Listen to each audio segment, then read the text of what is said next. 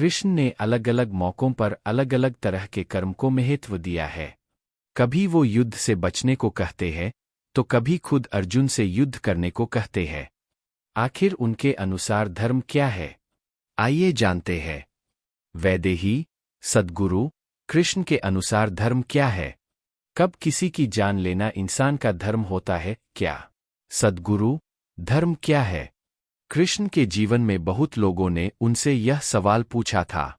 जब द्रौपदी का विवाह होने वाला था, तो उन्होंने हर संभव कोशिश की कि द्रौपदी का विवाह 5 पांडवों से हो।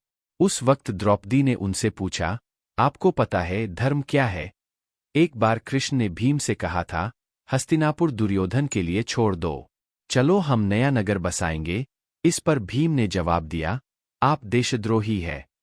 मैं दुर्योधन को मार डालना चाहता हूं, और आप मुझसे यह कह रहे हैं कि मैं यह राज्य उसके लिए छोड़कर चला जाऊं, कहीं और जाकर अपना राज्य बसाऊं।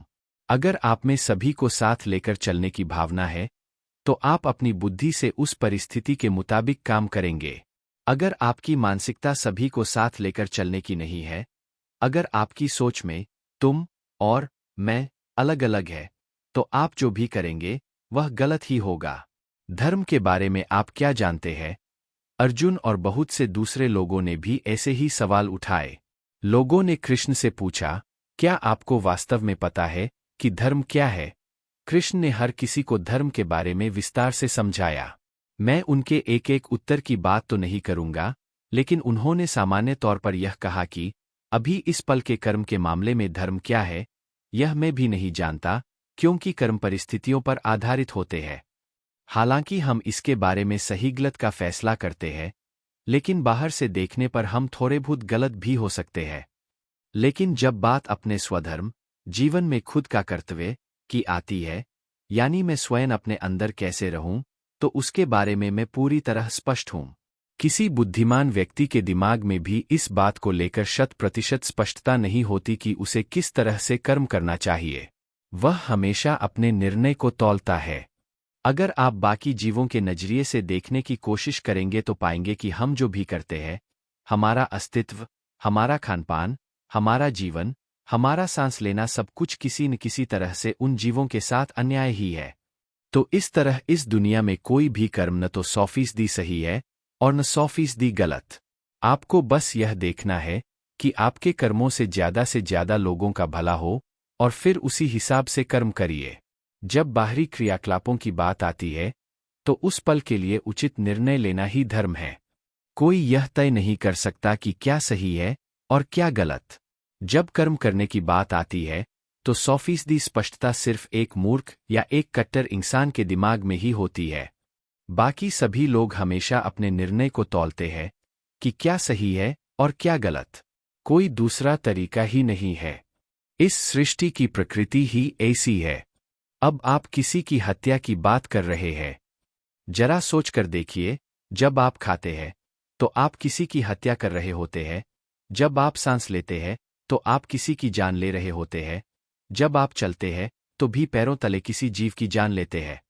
अगर आप यह सब नहीं करना चाहते तो आपका अपना जीवन खतरे में पड़ जाएगा, और तब आप खुद की जान ले रहे होंगे। तो आप किस धर्म का पालन करेंगे? बात बस इतनी है कि आप भीतर से कैसे हैं। किसी बुद्धिमान व्यक्ति के दिमाग में भी इस बात को लेकर 100% स्पष्टता नहीं होती कि उसे किस तरह से कर्म करना चाहिए। वह हमेशा अपने निर्णय को तौलता है। अगर आप में सभी को साथ लेकर चलने की भावना है, तो आप अपनी बुद्धि से उस परिस्थिति के मुताबिक काम करेंगे। अगर आपकी मानसिकता सभी को साथ लेकर चलने की नहीं है, अगर आपकी सोच में तुम और मैं अलग अलग है, तो आप जो भी करेंगे वह गलत ही होगा। आप कोई भी काम सही कर ही नहीं सकते, क्योंकि आपका पूरा का पूरा वजूद ही गलत है, क्योंकि आपने बस तुम और मैं बना रखा है। कृष्ण का पूरा जीवन बस इसी बात को दर्शाता है।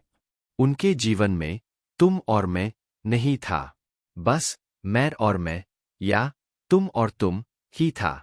चाहे वे गोपियों के साथ हों, चाहे वे एक राजनेता के तौर पर काम कर रहे हों, या फिर वे गीता का उपदेश दे रहे हों, उनका संदेश हमेशा एक ही था, सभी को अपने साथ समाहित करने का।